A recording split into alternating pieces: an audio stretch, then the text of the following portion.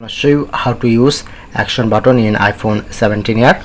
So look here, this is my iPhone Air, and provide how can easily set up your action button. So look here, this is my action button. When I'm long press, then set up silent mode and long press to turn off silent mode, because I'm set silent option. So I'm using another.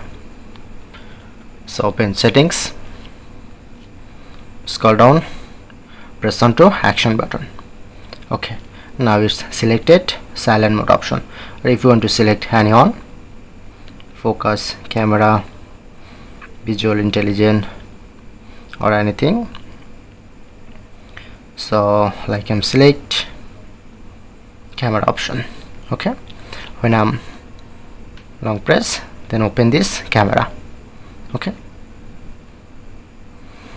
or when long press, or if you want to use another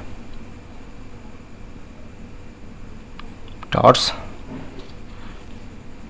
long press, then open my flashlight, long press, turn off flashlight. So that's it.